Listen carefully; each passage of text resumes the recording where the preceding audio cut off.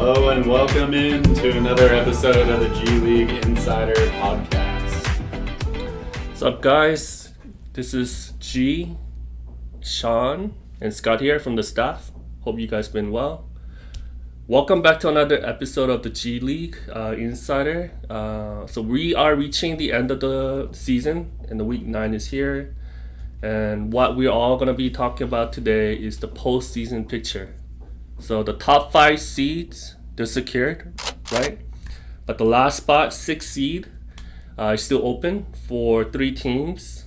Hot Shots, Sonic Swish, and Dirty Dogs. And the way that the schedule is set is perfect because the Hot Shots and Sonics are going to be playing on Monday. And afterwards, on Wednesday, Dirty Dogs will be playing the last game of the season against the ATB. So here's what it looks like amongst those 3 teams. If Hot Shots or Sonic Swish lose, then Dirty Dogs can relax. They will make the playoffs because the Hot Shots and the Swish has a 2-6 record. Actually, 2-5 record, right?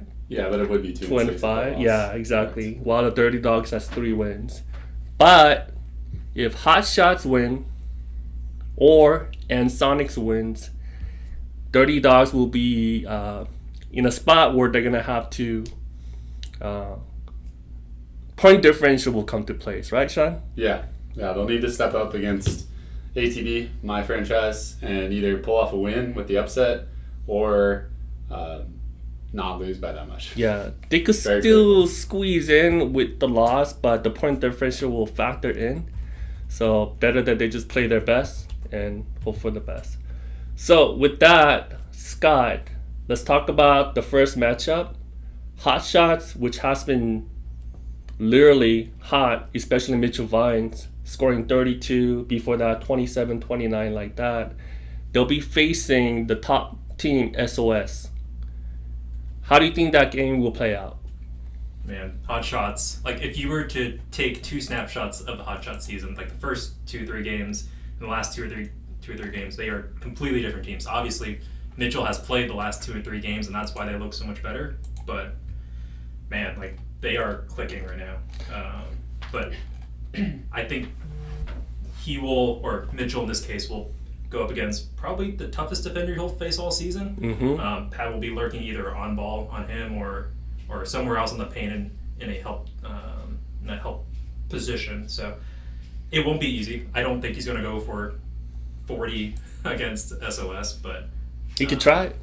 He will try. He may need to actually. Mitchell may have to take the most shots that he ever taken in his career, but another factor I want to mention is Hot Shots has been playing better as a team ever since Mitchell got back to the team. Especially DJ last week, he had the season high 15 points, and Angelo and Nathaniel I think also has been stepping up ever since Mitchell got back into the game.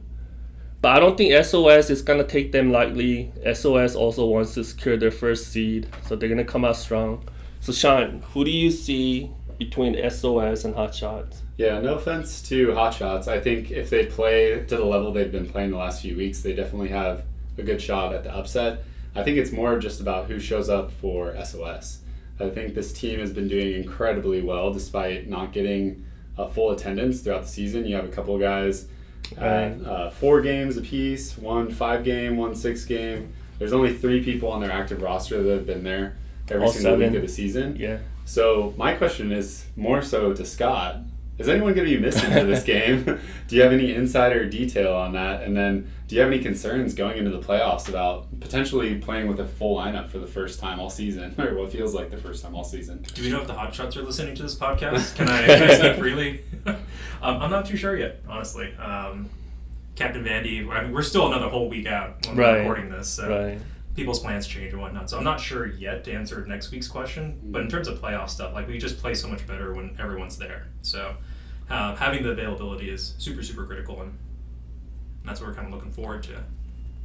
I think it has been history where Steven kind of misses last few games of the season.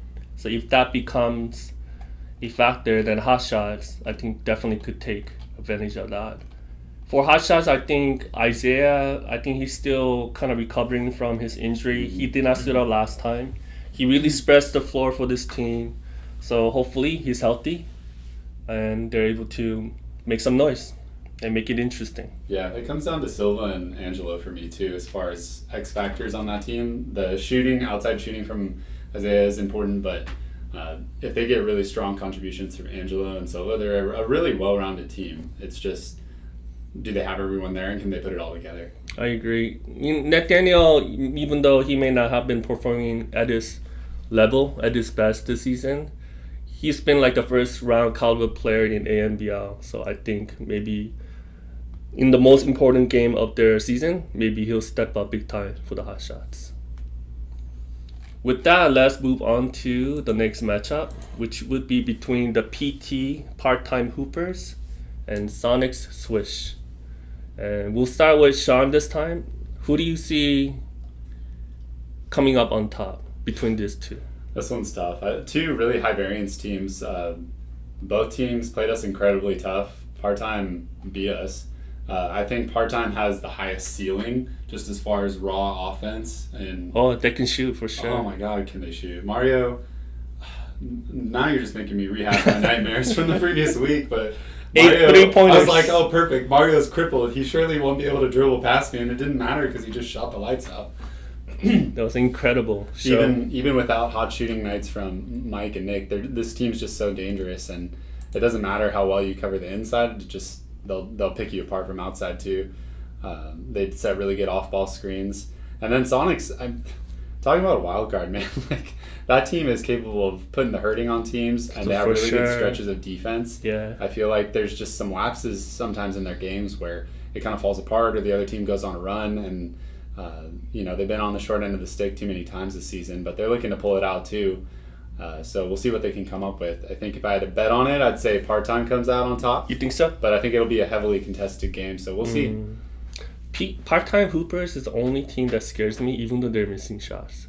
They could be missing like 8-10 shots, but they're going to make a run. Next series of shots will be going in. So one team scares me, even though they're missing shots. That's the kind of aura that this team has. Can I give you guys a Mario stat real quick? Yeah. Field goal percentage, 44.8. 3-point field goal percentage, 41%. Oh my goodness. Do you all think that 41% and 44.8% is sustainable? Is it? I mean, it's sustainable through 7 games. Considering right? he just dropped like over 50% on my team, yeah, I think it could be sustainable. But I mean, you're talking about a true two-headed monster with him and Nick. There's a reason why we've never let them play together in the NBL. So there you go. There's a proof. Yeah, they're both been multi-time MVP candidates, Finals MVP, decorated multiple championships. So, good things were bound to happen. It's just. I feel like Mario has been stepping up his game in the G League. He seemed more invested. Like you think that with the swollen ankle, he won't be going on the court, going back on the court. He was literally limping around that day. I saw him at work that day, and he was limping in the parking lot. And then he's like, I think I'm going to give it a go. And I was like, oh, are you sure? Yeah. Earlier in that game, too, like Scott and I were at the score table thinking, maybe this was a mistake because he was guarding Calvin, and we feel like Mario was struggling. But we were completely wrong. In second half, Mario just heat up, and then that's the end of the story.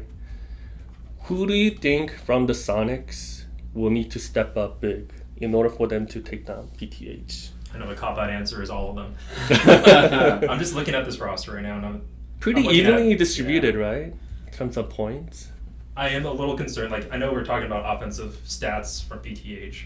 How do the Sonics match up defensively? Do they have enough perimeter defense to get through all the guards and put up a reasonable 3-point defense? So.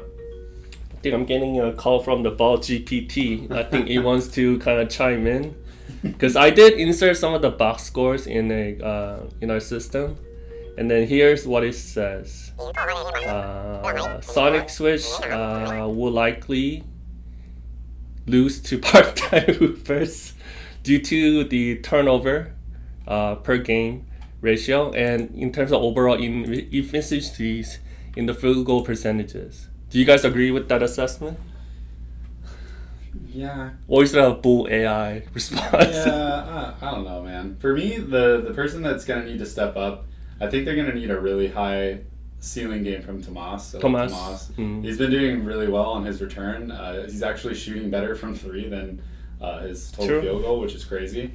So shoot the three ball, Tomas. Why not? He's so tall and lengthy, he can get a shot up. He's like KD on the outside, so you can't really contest his shot, which is maybe why that's been so effective. And I've been really blown away by rookie Kevin Sims, too. Oh, he's been great. Super efficient, one of their most efficient on the team. He's been doing damage on the inside, really good finishing capability.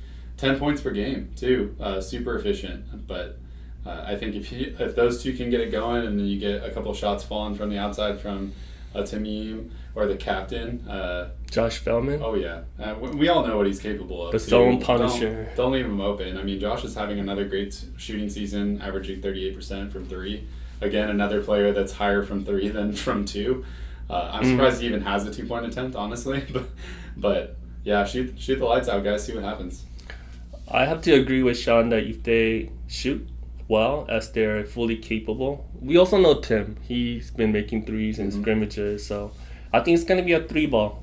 I mean, PTH too, but that's going to ultimately determine whoever makes most threes, I think will come up on top. Sonics, don't play zone against part-time. Oh, yeah. That's my warning for you. Please don't. It will not go well. So let's say the Hot Shots and Sonic Switch win. Let's just say, to make this interesting. Then Dirty Dogs will be quite nervous for their last game against ATV. How do we see this unfold? Dirty Dogs, they must win, or they must, secure the point differential. So how do we see the last game of the season, Dirty Dogs and ATV, play out? What do you think, Scott? I predict 10 plus offensive rebounds from Tanner. Sorry, is that not a good take anymore? No, that's not a hot take. That's a cold take. 10 plus? 10 is low. Even against Ian? Because Ian's a big man too. That's true. I think that's kind of like the Goliath versus Goliath matchup that we're really looking forward to. Yeah. The battle of the big boys, man. Ian and John versus James and Tanner. It's going to be incredible. There's something we've been wanting to watch, and the schedule really worked out, saving this awesome game for the last. Something we're really looking forward to. Tanner has been averaging almost 20 offensive rebounds per game. Wouldn't be an exaggeration, right? That's such 15 a crazy stat. 15 offensive rebounds and 29 do rebounds. Better. And I'm really curious how Ian, who's also a big guy, a strong athletic guy, how that's going to affect Tanner's offensive boards output. How about the guards? It's not like, ATB only consists of bigs. They got really talented guards. And Dirty Dogs, they have the super rookie Nick, who's been making highlights. How do you see those kind of matchup unfold? Yeah, Nick is going to have a monster 20-plus game to keep them in this. Otherwise, they're probably going to get outgunned on the guard play. Calvin's been playing at a high level, much higher than his draft position should tell. No, Calvin's been amazing for us. I think he's really the engine that makes us go.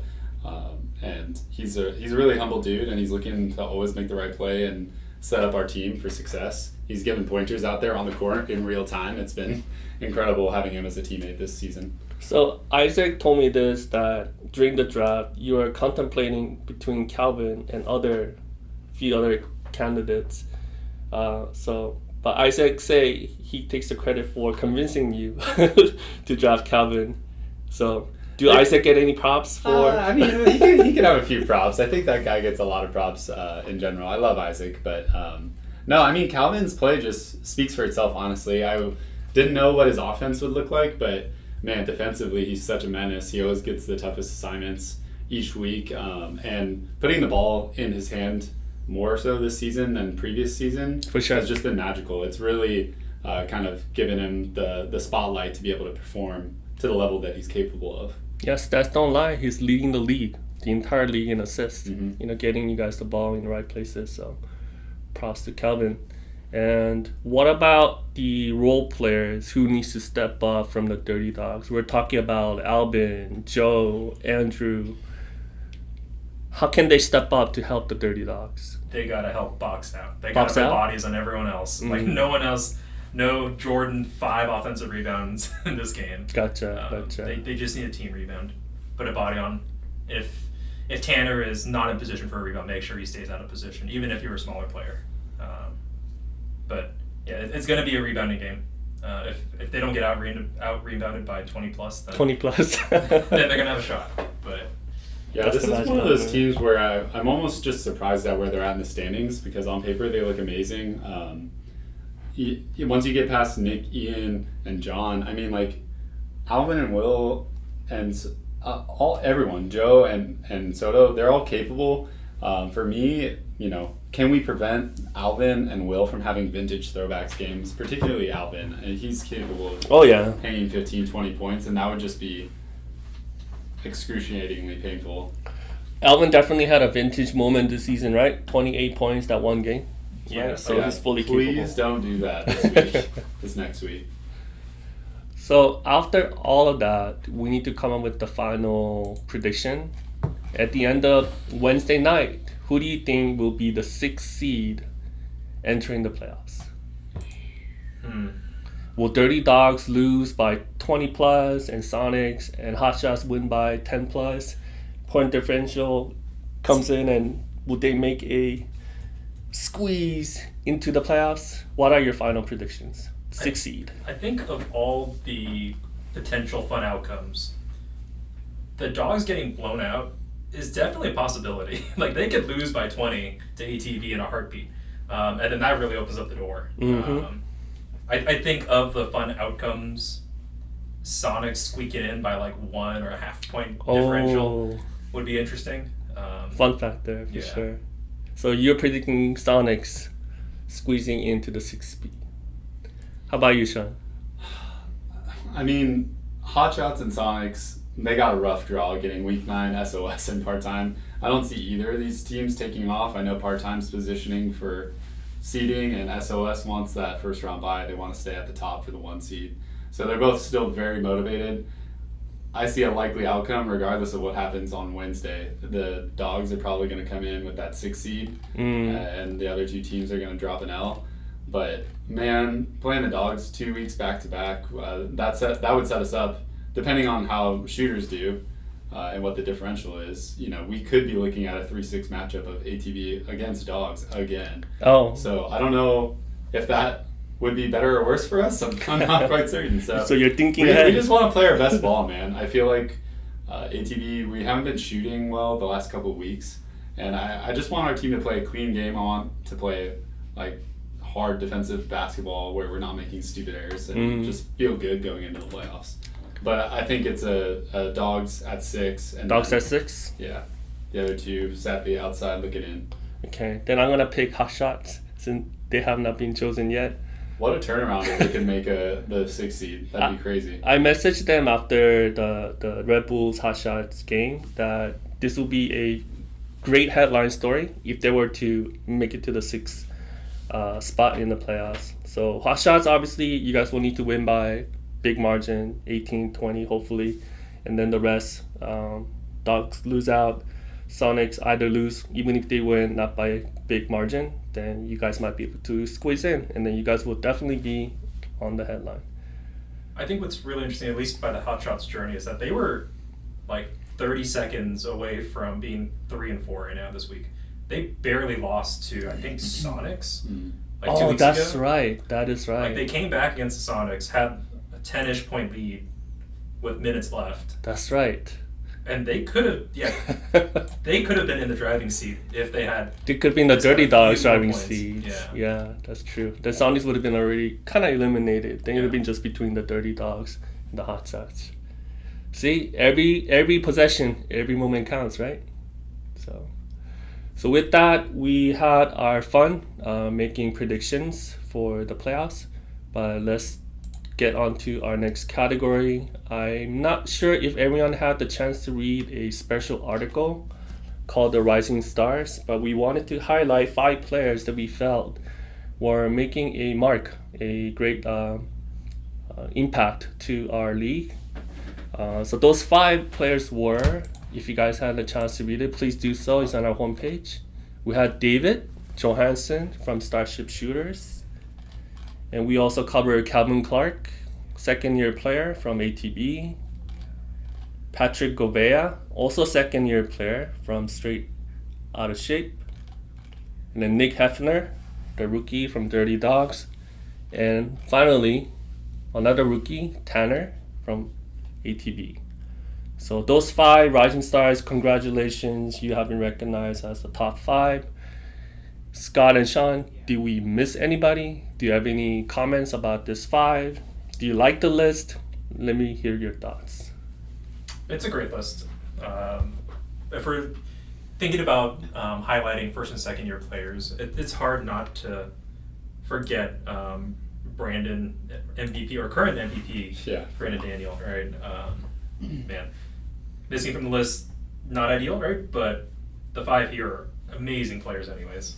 Yeah, so the criteria was that we consider Brandon Daniel and Mike Govea as like already established star because they have won the MVP and the defensive player of the season. So just to give you that little detail. So yes, for sure, those 2, I feel like they're kind of established. But the other 5, I think they're on the rise. Mm-hmm. Agreed. Yeah. How about you, Sean? Did we miss anybody? I mean, it was only for top 5, so it's tough to have everyone on the list. But is there anyone that could have been like right there? No, I mean, I think it's a good list, and I, of course, am thrilled that I got 2 of those guys on that list. I'm sure you are. Yeah. So very fortunate to build a team with such amazing talent, and couldn't be happier. Honestly, it's gone great. The vibes have been amazing. It's been a lot of fun. Hopefully, everyone's having fun on all the different teams, but I know ATV is having fun. That's for darn sure. Oh, that's for sure. That one game, you guys brought the cooler. Yes, well, we had to break out the cooler. My other 6'8" giant neighbor came to visit, so I promised him to have a beer. And we were watching him. Why not bring it for the rest of the team? He's got a great shooting form. I know. You told me that he is also a former college basketball player, right? Yeah. So some captains you could see were drooling on the sidelines just looking at him, but he's thinking about it. But he's like, no, my stipulations would be I'm only playing offense, catch and shoot, no defense, no jumping. So even then, I think that's gonna help the team. I think he'd be all right. But Sean is always recruiting. We're so appreciative of him, always bringing in the talents. So we're hoping that maybe we could see him in scrimmage. But it's been a great season thus far. Speaking of rising stars and recognition, at the end of the season, we also like to get together to have a end of season luncheon, where we also acknowledge and kind of have a showcase on MVPs and Rookie of the Season and different awards that we give out to individuals. So hopefully you guys can join. And that event happens right after the championship on the same day. So we have a championship game, and afterwards we'll just walk up right upstairs and we're gonna hold that event. Hopefully you guys will calendar that in and join us when that time comes. That was a good episode. I think we kind of focused more on the playoffs, which is something coming up. And surprisingly, in our episode 1, guess how many views we had? 2. I'll double it. Okay, 4. Wow, okay. Surprisingly, there were 84 views. I didn't expect that many. We only have 63 Isaac players. Probably listened to it 50 times. So. There you go. And admittedly, I listened to it 5 times just to make sure the audio sound. Yeah, just to make sure audio sounding correct and things whatnot. Yeah, maybe the 5th time it would sound different. He employed the AI bot to listen to it multiple times. But however we got the number, I just want to appreciate the fact that you guys are staying engaged if you were listening. But we also wanted to continue to stay engaged with you. So hopefully you guys enjoyed it. And that wraps up our episode 2 of the G League Insider. Gear up for playoffs. Let's go.